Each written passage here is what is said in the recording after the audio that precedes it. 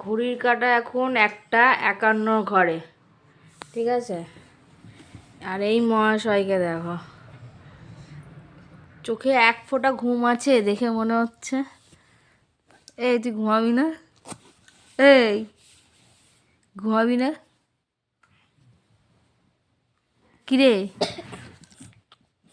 ঘুমাবি কি ঘুমাবি না? জেগে পাহারা দিতে বলেছে তোমাকে কেউ? কেউ বলেছে জেগে পাহারা দিতে?